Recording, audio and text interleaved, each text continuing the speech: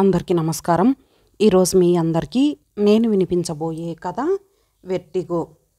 రచయిత ఎం రమేష్ కుమార్ గారు. ఇక కథలోకి వెళితే, ఆ రోజు ఉదయం నిద్ర లేచేసరికి నాకు ఒంట్లో ఏదో తేడాగా అనిపించింది. కళ్ళు తెరిచి చూసేసరికి గది మొత్తం తిరగడం ప్రారంభించింది. గది తిరుగుతోందా, నా తల తిరుగుతోందా? కళ్ళు మూసుకున్నాను. అయినా అనీజీగానే ఉంది. ఇబ్బందికరమైన ఫీలింగ్. అలాగే ఉండిపోయాను. నిజానికి ఈ అనుభవం ఈరోజే జరిగింది కాదు. గత 3 రోజులుగా ఇదే రకంగా జరుగుతోంది. తల తిరగడం, మధ్యాహ్నం వరకు అనీజీగా ఉండటం ఇదే పరిస్థితి. కాకపోతే ఈరోజు కొంచెం తీవ్రంగా వచ్చింది. కాసేపటికి కాస్త నెమ్మదించాక పక్క మీద నుంచి లేచాను. మా ఆవిడకి విషయం చెప్పాను. 3-4 రోజులుగా ఇలా అవుతున్నా చెప్పనందుకు ఆవిడ నా మీద కాస్త కోప్పడి వెంటనే డాక్టర్ దగ్గరకు వెళ్దామంది. నాకు కూడా అదే బెటర్ అనిపించింది. ఆ వెళ్ళేదేదో న్యూరో ఫిజిషియన్ దగ్గరకు వెళ్దామని అంది. ఈ మాత్రం దానికే అక్కడికెందుకు, ఎవరైనా జనరల్ ఫిజిషియన్కి చూపిద్దాం అన్నాను. కానీ ఆవిడ ఒప్పుకోలేదు. అక్కడికి వెళ్తే బ్రెయిన్ స్కాన్ టెస్ట్ రాస్తారేమో అని నా భయం. అది చేయించుకోవాలంటే నాకు దడ. నిజానికి ఇంజెక్షన్లు, టెస్టులు అంటే నాకు మొదటి నుంచి భయమే.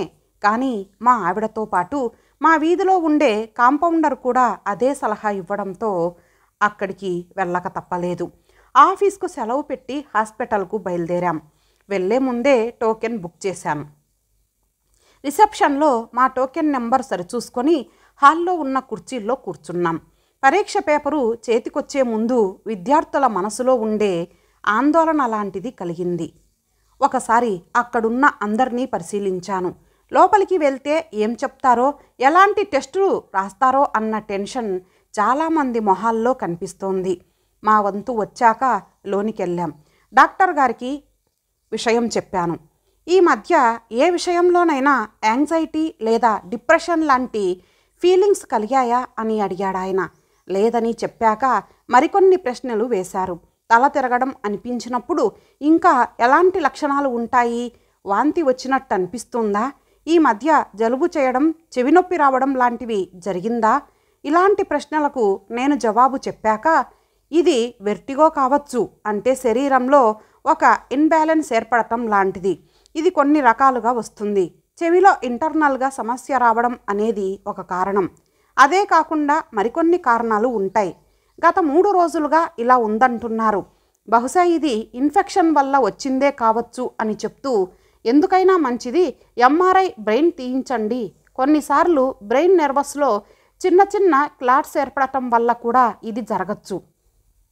అలాంటప్పుడు ముందే జాగ్రత్త పడాలి.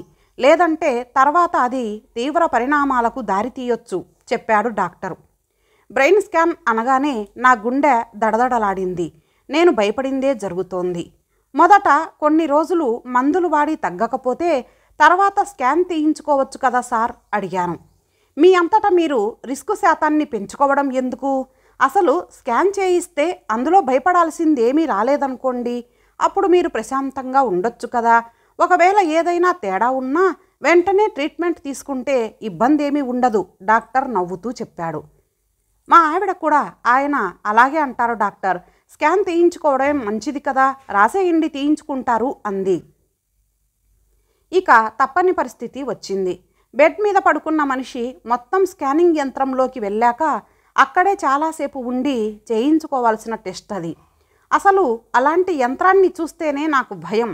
కానీ ఏం చేస్తాం, అక్కడికి కొద్ది దూరంలో ఉన్న స్కాన్ సెంటర్కి వెళ్ళాం. స్కానింగ్ గది లోపలకు వెళ్ళగానే నాకు భయం ఎక్కువైంది. అక్కడ పడుకోబెట్టిన తర్వాత తల కదలకుండా స్ట్రాప్ లాంటిది నుదుటికి బిగించారు. లోపలకు వెళ్ళాక శబ్దాలు వినిపిస్తాయి, ఏం పర్వాలేదు, ప్రశాంతంగా ఉండండి, ఏమాత్రం కదలడానికి ప్రయత్నించకండి, మీరు కదిలితే స్కాన్ సరిగ్గా రాదు, అందువల్ల మీకే నష్టం చెప్పాడు ఆ స్కాన్ తీసే ఆపరేటర్. యంత్రాన్ని ఆన్ చేయగానే నా బాడీ మొత్తం లోపలికి వెళ్ళిపోయింది.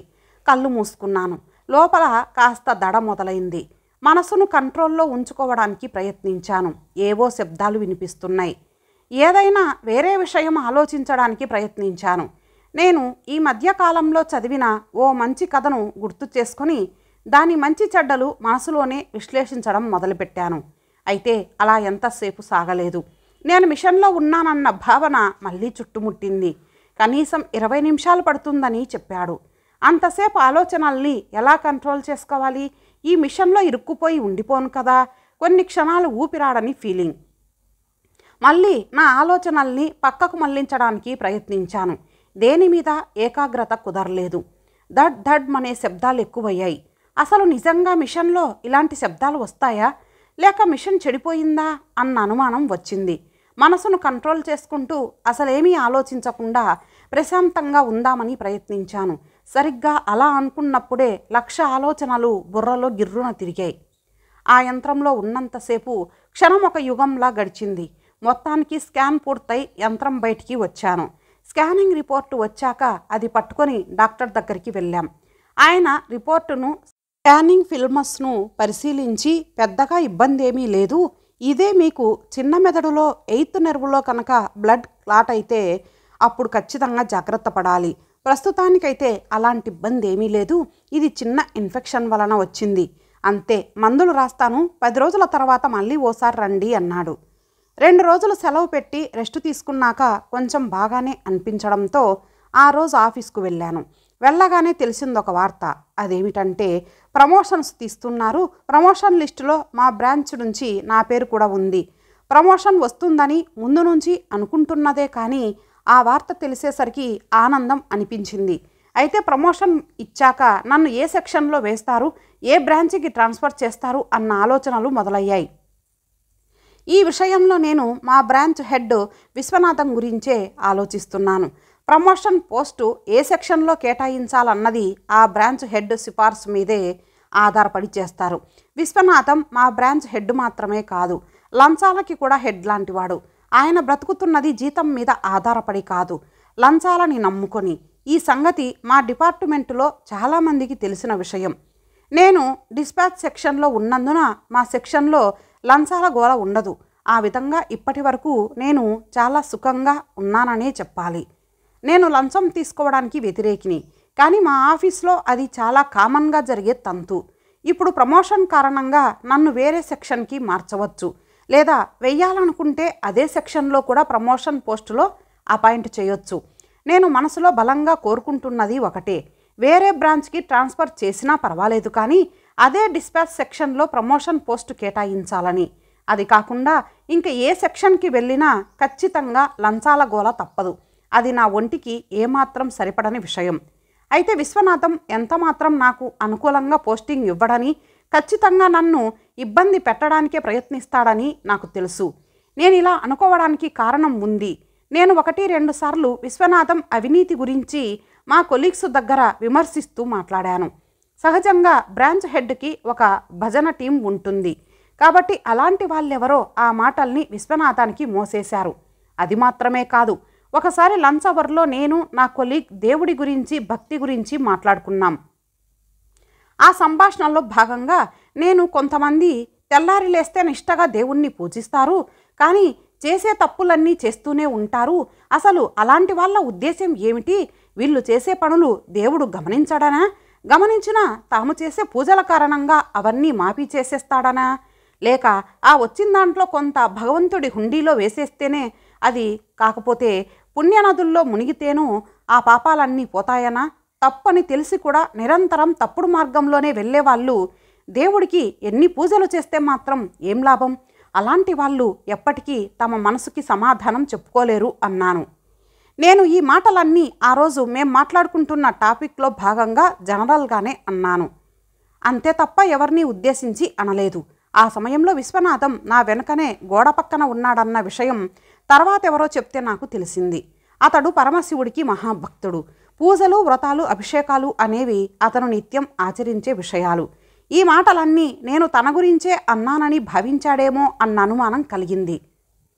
రోజు పూజలు చేయడం, ఆఫీస్కి వచ్చేసరికి యథావిధిగా అవినీతి పనులు చేయడం ఆయనకి నిత్యకృత్యం కాబట్టి నేనన్న మాటలు తప్పకుండా తనకి అన్వయించుకొనే ఉంటాడని అనిపించింది. అసలు మొదట్నుంచి నేనంటే ఆయనకు పడదు కాబట్టి ఇప్పుడు ఆ వ్యతిరేక భావం మరింత ఎక్కువై ఉంటుంది అనుకున్నాను. ఇవన్నీ తలచుకుంటే ఇప్పుడు నాకు ప్రమోషన్ పోస్టుకి సంబంధించి సెక్షన్ కేటాయించే విషయంలో ఆయనకు ఒక అవకాశం వచ్చింది. కాబట్టి ఏదో విధంగా నన్ను కార్నర్ చేస్తాడేమో అనిపించింది. సరే, అలా ఏదైనా ఇబ్బంది పెట్టడానికి ప్రయత్నిస్తే అప్పుడు చూసుకుందాంలే అనుకున్నాను.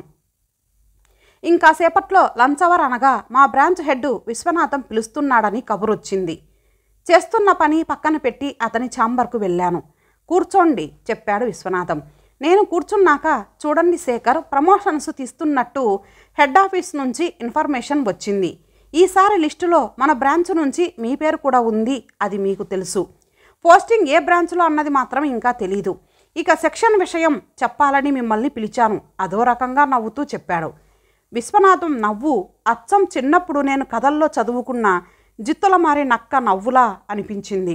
అసలు నక్క ఎలా నవ్వుతుందో నాకు తెలియదు, కానీ విశ్వనాథాన్ని చూస్తే మాత్రం ఇలాగే నవ్వుతుంది అని ఆ క్షణంలో అనిపించింది. అతను ఏం చెప్తాడా అని ఆతృతగా చూస్తున్నాను. మిమ్మల్ని అప్రూవల్ సెక్షన్లో ఇన్ఛార్జిగా వేస్తున్నారు. వచ్చే వారం ఆర్డర్స్ మీ చేతికొస్తాయి. సెక్షన్ విషయంలో మన ఎండి భవానీ శంకర్ గారు చెప్పిన ప్రకారమే చేయాల్సి వచ్చింది. సూటిగా చెప్పాడు. నా గుండెల్లో రాయి పడింది. ఆ సెక్షన్లో ఇన్ఛార్జ్ అంటే లంచాలకి సంబంధించిన లావాదేవీలు, వాటిలో పై ఆఫీసర్లకు పంచవలసిన వాటాలు, లోపాయికారి ఒప్పందాలు మొత్తం ఒక మురిగ్గుంటలో దిగిపోయినట్టే. నాకు అస్సలు నచ్చని, ఇష్టం లేని బాధ్యత. విశ్వనాథం కావాలనే ఇలా చేస్తున్నాడు అనడంలో సందేహమేమీ లేదు. ఇందులో తన ఇంట్రెస్ట్ ఏమీ లేదని చెప్పడానికి, సెక్షన్ మార్చమని నేను రిక్వెస్ట్ చేసే అవకాశం లేకుండా చేయడానికి ఎండీ గారి పేరు చెప్తున్నాడు. అసలు హెడ్ ఆఫీస్లో ఉండే ఎండీ గారు ఈ విషయం గురించి చెప్పే అవకాశం లేదు. ఆ రోజు నేను అన్న మాటలు గుర్తుపెట్టుకొని ఇప్పుడు ప్రతీకారం తీర్చుకుంటున్నాడు అన్న విషయం కూడా నాకు అర్థమవుతూనే ఉంది. సరేనని చెప్పి అక్కడి నుంచి వచ్చేశాను. 4 రోజులు పోయాక ఆఫీస్కి ప్రమోషన్ ఆర్డర్స్ వచ్చాయి. విశ్వనాథం చెప్పినట్టు నాకు అప్రూవల్ సెక్షన్లో కాకుండా నా డిస్పాచ్ సెక్షన్లోనే ప్రమోషన్ పోస్టు కేటాయించారు. అంతేకాకుండా ట్రాన్స్ఫర్ కూడా లేకుండా అదే ఆఫీసులో ఉంచారు.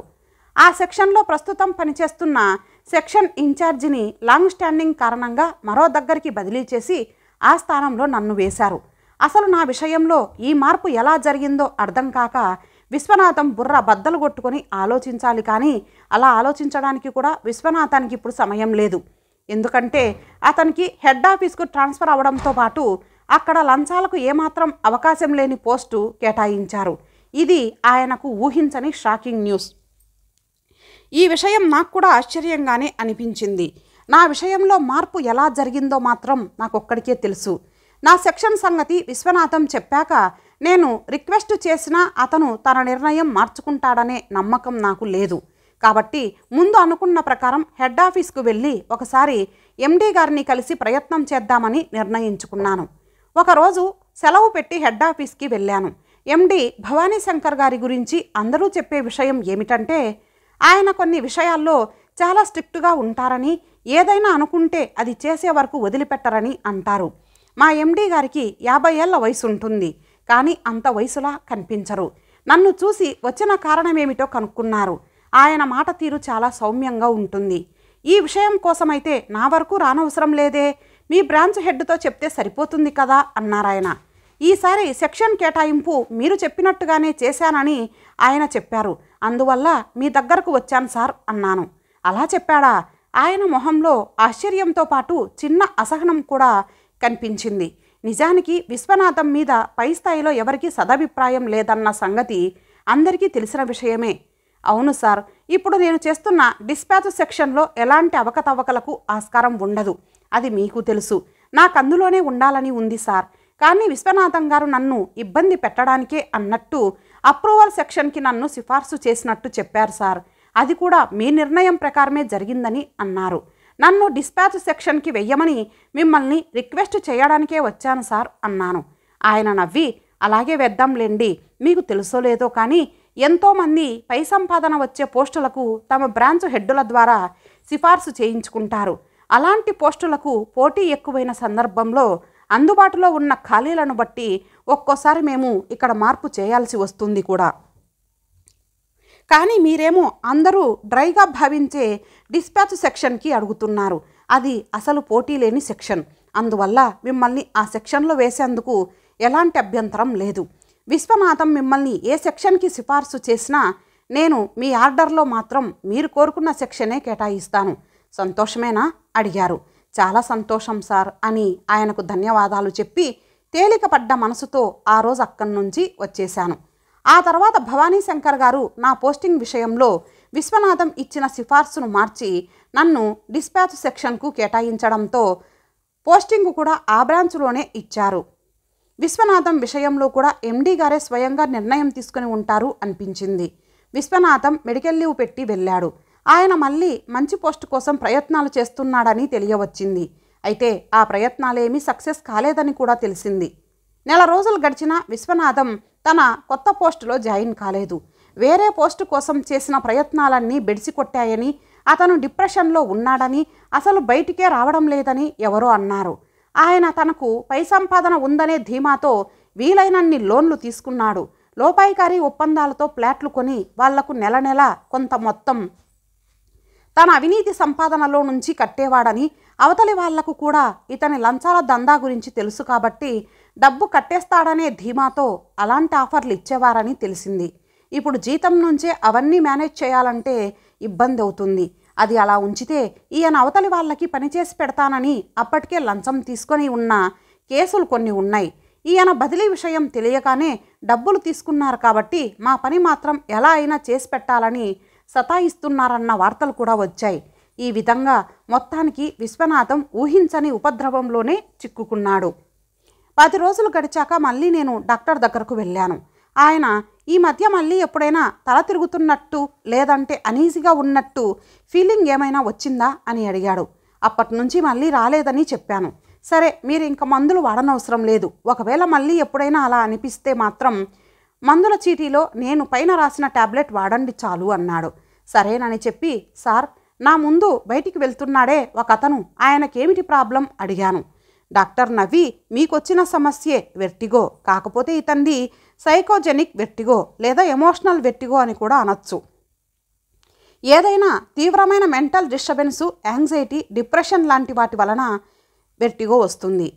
ఇది అలాంటిది. ఇంతకు ఆయన మీకు తెలుసా అడిగాడు. తెలుసు డాక్టర్, ఆయన పేరు విశ్వనాథం, మా బ్రాంచ్ హెడ్ చెప్పాను. బయట విశ్వనాథం కూర్చొని ఉన్నాడు. బహుశా అతనితో వచ్చిన వాళ్ళు మందులు కొనడానికి వెళ్ళుంటారు అనుకున్నాను. ఆయన కూడా నన్ను చూసినట్టే అనిపించింది. కానీ ఇద్దరం పలకరించుకోలేదు. తర్వాత వారం రోజులకు విశ్వనాథం హెడ్ ఆఫీసులో జాయిన్ అయ్యాడన్న వార్త తెలిసింది. 6 నెలలు గడిచాయి. విశ్వనాథం గురించి నేను కొన్ని కొత్త విషయాలు విన్నాను. అవి ఎంతవరకు నిజమో తెలీదు. ఒకసారి నేను కొన్ని ఫైల్స్ తీసుకొని హెడ్ ఆఫీస్కు వెళ్ళవలసి వచ్చింది. అక్కడ నా పని చూసుకొని తిరిగి వస్తుంటే విశ్వనాథం ఎదురుపడ్డాడు. నవ్వి విష్ చేశాను. ఆయన కూడా నవ్వి నన్ను తన ఛాంబర్కు ఆహ్వానించాడు. సరేనని వెళ్ళాను. నాతో మాట్లాడుతూ, ఒకసారి నువ్వన్న మాటలు నాకిప్పటికీ గుర్తున్నాయి. నువ్వు చెప్పింది కరెక్ట్. అప్పుడు నేను ఆ మాటల్ని నెగిటివ్గా తీసుకున్నాను. కానీ తర్వాత అర్థమైంది, దేవుణ్ణి పూజించినంత మాత్రానే మనశ్శాంతి రాదు. మన చేతలు కూడా బాగున్నప్పుడే మనం మన మనసుకు సమాధానం చెప్పుకోగలుగుతాం. అప్పట్లో ఎన్ని పూజలు చేస్తున్నా, ఎంతగా దైవ కార్యాల్లో మునిగినా ఏదో అసంతృప్తి, ఆందోళన నన్ను నిత్యం వెంటాడేవి. అది ఎందుకనేది ఇప్పుడే అర్థమైంది. ఇక్కడికొచ్చాక లంచాలు లేవు, అవినీతి లేదు, ఎప్పుడు ఏమవుతుందో అనే భయం, ఆందోళనలు అసలే లేవు. ప్రశాంతంగా ఉన్నాను. ఇప్పుడు ఆ దేవుణ్ణి నన్ను నిత్యం రక్షించే పూచి నీదే స్వామి అని భయంగా వేడుకోవడం లేదు. నన్నెప్పుడు ఇలా మంచి మార్గంలోనే నడిపిస్తూ ప్రశాంతంగా బ్రతికేటట్లు చేయి స్వామి అని ఆనందంగా ప్రార్థిస్తున్నాను. ఇదంతా నీకు చెప్పడానికి నేనేమీ చిన్నతనంగా ఫీల్ అవ్వడం లేదు అన్నాడాయన. మంచిది సార్, చాలా సంతోషం. మీరింకా ఉన్నతమైన స్థాయిలోకి వెళ్ళాలని, ఇలాగే ఆనందంగా ఉండాలని కోరుకుంటున్నాను. ఆయనకి షేక్ హ్యాండ్ ఇస్తూ మనస్ఫూర్తిగా అన్నాను. ఇంకో విషయం చెప్పాలి నీకు. నాకు వచ్చిన వెర్టిగో పూర్తిగా తగ్గిపోయిందయ్యా. ఇప్పుడు ఎలాంటి సమస్య లేదు నవ్వుతూ చెప్పాడాయన. ఆయన నవ్వులో ఇప్పుడు ఎలాంటి జుత్తుల మారితనం కనిపించలేదు. పసిపిల్లల నవ్వులా స్వచ్ఛంగా అనిపించింది. ఇంతటితో ఈ కథ సమాప్తం. మరొక మంచి కథతో కలుద్దాం. అంతవరకు సెలవు. నమస్తే.